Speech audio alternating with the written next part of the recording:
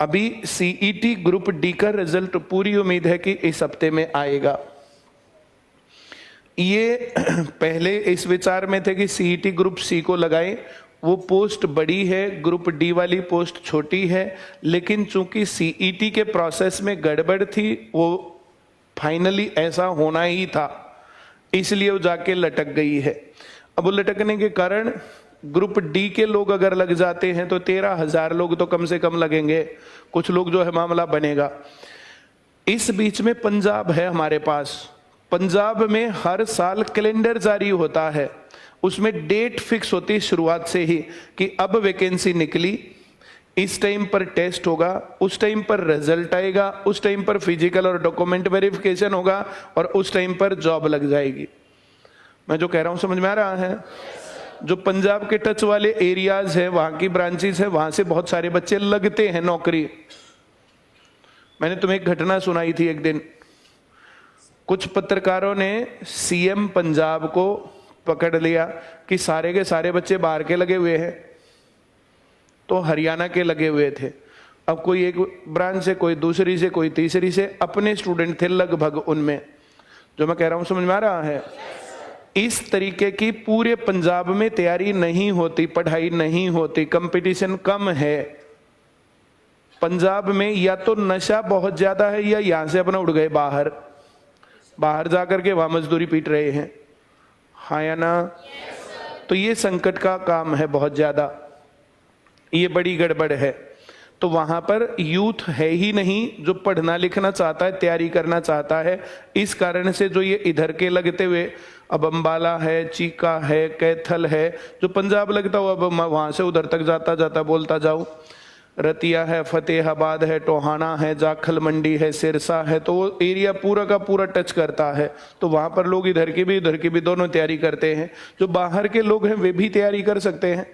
चंडीगढ़ के मोहाली में जॉब लग जाए तो फिर कहाँ दिक्कत है? चंडीगढ़ में वैकेंसी है, अब जो है दिल्ली में वैकेंसी है, अभी आज जो है वैकेंसी उसकी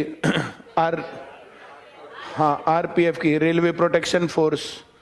रेलवे में दो नौकरियां होती हैं, एक तो आरपीएफ रेलवे प्रोटेक्शन फोर्स और दूसरी आरपीएफ रेलवे पुलिस फोर्स। ये दोनों वैकेंसी लगभग आगे पीछे फॉलोड करके आती हैं। अब जो लोग घर बैठे हैं उनका तो कोई इलाज है नहीं, लेकिन जो है आरपीएफ है तो उसके अंदर मैथ आएगा, जीके आएगा और रीजनिंग आएगा। आज मैंने उसको चैनल के ऊपर जो है वो डाला था नोटिफिकेशन, वो मुझे मिला था। ऐसे भर्तियां तो आती रहेंगी। एक जगह भर्ती अगर लटक रही है तो उस केस में ऐसा नहीं करना चाहिए कि हमने अपनी तैयारी छोड़ दी। एक जगह भर्ती लटक गई अगर हरियाणा की, तो जो दिल्ली में नौकरियां निकल रही हैं, चंडीगढ़ में निकल रही हैं, पंजाब में निकल रही हैं, यूपी में निकल रही हैं, राजस्थान में निकल रही हैं, सेंट्रल गवर्नमेंट की नौकरियां निकल रही है, तो उसमें क्यों ना लग जाए, हाँ या ना? एक जिद होनी चाहिए। सरकारी नौकरी संभावना नहीं, फैसला है। ये हमने एक ऐड बनाया था कि ये जो वो नहीं है कि हाँ देख लेते हैं, तैयारी करके देख लेते हैं क्या होता है। अब ये ट्रिग्नोमेट्री सिखाई जा रही है, तो ट्रिग्नोमेट्री क्यों नहीं आएगी तुम्हें? ऐसे क्लास में खड़े होके बोलो ना, जी हमें तो कुछ आया नहीं समझ में अब तक। ट्रिग्नोमेट्री कर रहे हैं, एल्जेब्रा कर रहे हैं, ज्योमेट्री कर रहे हैं, परसेंटेज कर रहे हैं, एवरेज कर रहे हैं, अब कोई भी टॉपिक कर रहे हैं, और मैथ का टॉपिक तुम्हें समझ में नहीं आता, मुझे बताओ। अब ये जैसे ऐसे देखो,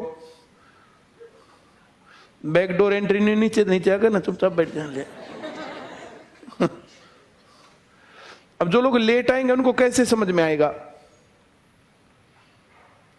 मैंने अपना एग्जाम्पल तुम्हें कितनी बार बताया। 1 घंटा पहले जाके क्यों नहीं खून पीने लगते? 1 घंटा लेट आते हैं। अगर नौकरी पहली प्रायोरिटी है तो आप लेट क्यों आते हो? अगर नौकरी पहली प्रायोरिटी है तो आप लोग गैप क्यों मारते हो? अगर नौकरी पहली प्रायोरिटी है तो फिर बाद की क्लासेस क्यों छोड़ते हो? अब ये बात फिर वही बात, जिसने रेगुलर क्लास अटेंड की, रेगुलर होमवर्क किया, रेगुलर टेस्ट दिए था, ऐसा कौन रह गया जो सिलेक्ट नहीं हुआ? इस टाइम पर ये काम और ज्यादा आसान है। क्यों? क्योंकि लोग पढ़ ही बहुत कम रहे हैं, वैकेंसी ज्यादा और पढ़ने वाले लोग कम, तो जितने पढ़ रहे हैं वे सब सिलेक्ट हो जाएंगे। तो एक कसम खाने की रोज क्लास अटेंड करनी है, पूरा टाइम से पहले आएंगे, टाइम के बाद जाएंगे। जो क्लास में होमवर्क करवाया वो होमवर्क करेंगे, अगर टाइम बच गया तो पुराना रिवाइज करेंगे, कुछ टेस्ट देंगे, हाँ या ना? ये काम करना है। अब जो ऐसे नहीं करता फिर वहां दिक्कत है।